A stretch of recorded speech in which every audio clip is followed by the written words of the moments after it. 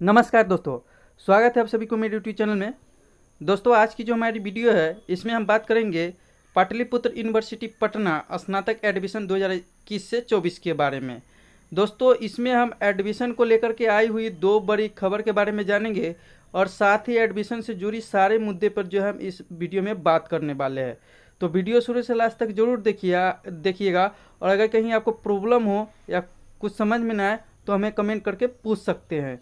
और अगर हमें आप पर्सनल बात करना चाहते हैं तो हमें इंस्टाग्राम पे फॉलो कर सकते हैं। कन्हैया 746 के नाम से आईडी है। तो दोस्तों चलिए सबसे पहले हम समझते हैं कि जो दो बड़ी अपडेट आई है वो क्या है उसके बारे में। तो दोस्तों इसमें जो पहला अपडेट है इसमें पीपीयू यूनिवर्सिटी के तरफ से जो नोटिस जारी किया गया है इसमें यह बताया गया है कि सेकेंड लिस्ट में शामिल छात्रों को दिया स्लाइड अप का ऑप्शन। यानी कि दोस्तों जो स्टूडेंट फर्स्ट मेरिट लिस्ट के लिए अप्लाई किए हुए थे और सेकेंड मेरिट लिस्ट या थर्ड मेरिट लिस्ट में अपना एडमिशन के लिए अप्लाई किए हुए थे तो उनका अगर फर्स्ट मेरिट लिस्ट में नाम आया दोस्तों और उन्होंने स्लाइड अप कर दिए हुए थे और अगर स्लाइड अप करने के बावजूद उनको कॉलेज अच्छा नहीं मिला है तो क्या है कि सेकेंड मेरिट लिस्ट जो जारी किया गया है उसमें भी आप जो है स्लाइड अप कर सकते हैं। दोस्तों ये खबर कुछ दिन पहले भी निकली हुई थी लेकिन मैं पूरी तरह कंफर्म नहीं था, इस वजह से आप लोगों को नहीं बता रहा था। अब जो है दोस्तों यूनिवर्सिटी की तरफ से ये क्लियर कर दिया गया है कि जो स्टूडेंट फर्स्ट मेरिट लिस्ट में स्लाइड अप किए हुए थे और सेकेंड मेरिट लिस्ट में उनका नाम आया और कॉलेज वही दे दिया गया है या मनपसंद कॉलेज नहीं दिया गया है, वो अब सेकेंड मेरिट लिस्ट वाले स्टूडेंट भी अब स्लाइड अप कर सकते हैं और अपने मनपसंद कॉलेज को चूज करके अपना स्लाइड अप की प्रक्रिया जो है कर सकते हैं। इस खबर को थोड़ा विस्तार से पढ़ते हैं और समझते कि कहा क्या गया है। तो इसमें लिखा गया है पाटलिपुत्र विश्वविद्यालय में स्नातक में नामांकन के लिए सेकेंड लिस्ट में शामिल छात्र छात्राओं को स्लाइड अप करने का मौका दिया गया है।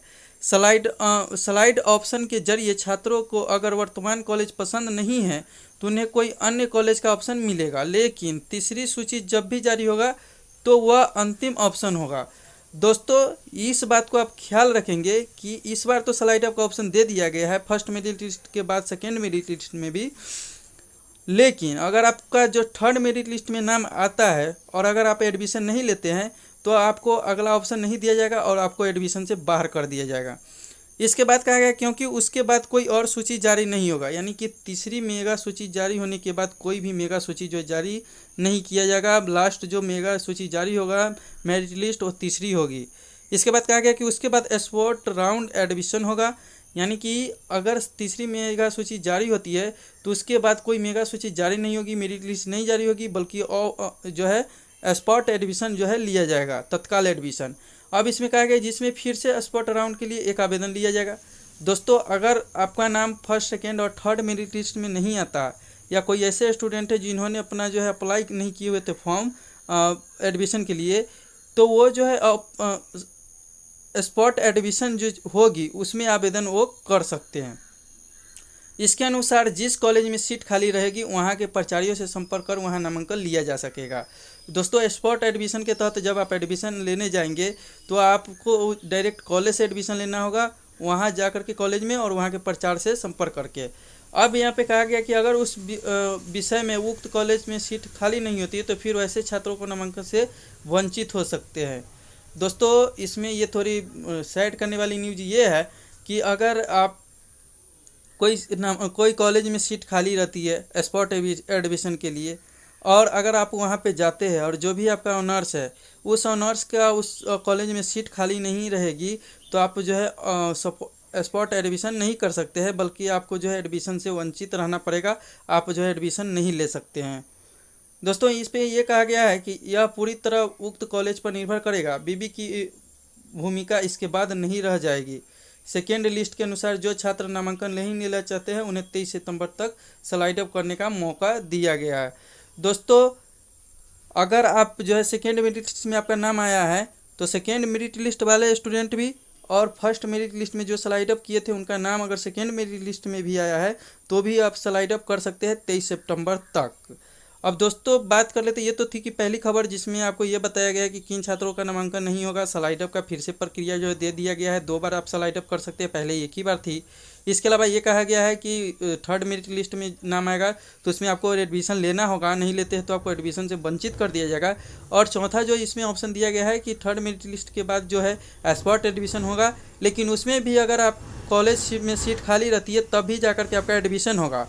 और उसके बाद ये बताया गया है कि अगर उस कॉलेज में आपके ऑनर्स के हिसाब से एक सीट खाली नहीं रहती है तो आपको इस साल एडमिशन नहीं मिलेगा।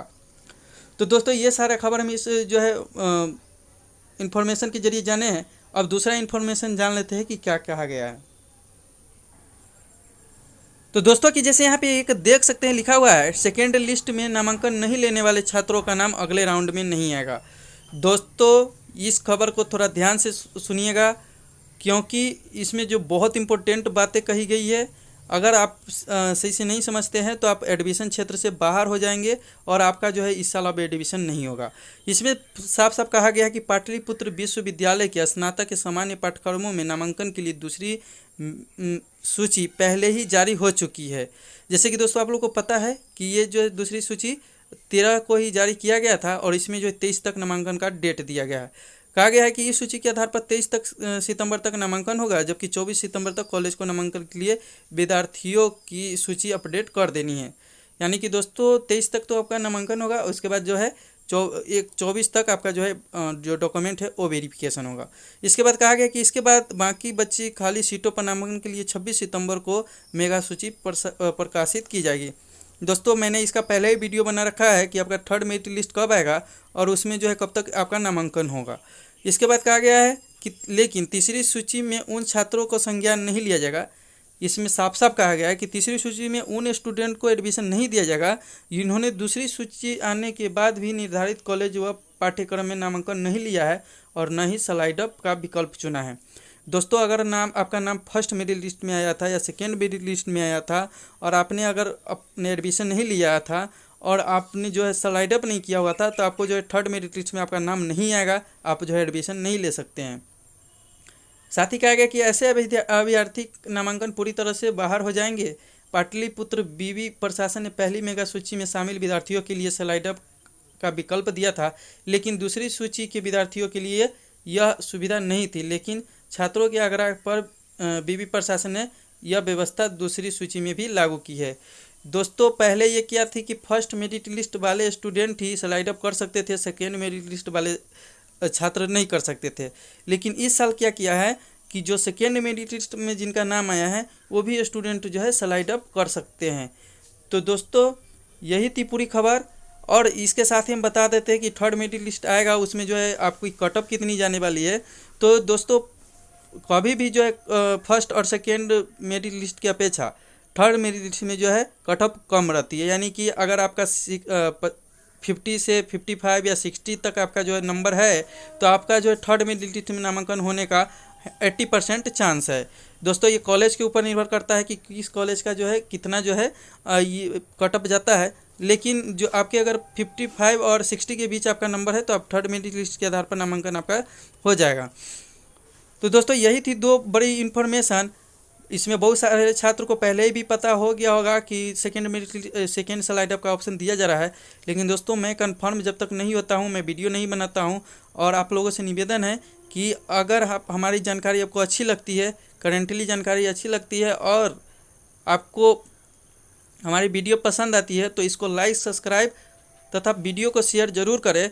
और हाँ दोस्तों अगर आपको किसी तरह का कोई भी प्रॉब्लम हो तो आप हमें डायरेक्टली कमेंट कर सकते हैं। आपके हर एक कमेंट का जवाब मैं देने का कोशिश करूंगा और आपकी हर एक समस्या को सुलझाने का कोशिश करूंगा। तो दोस्तों मिलते हैं अगले वीडियो में, जब तक के लिए।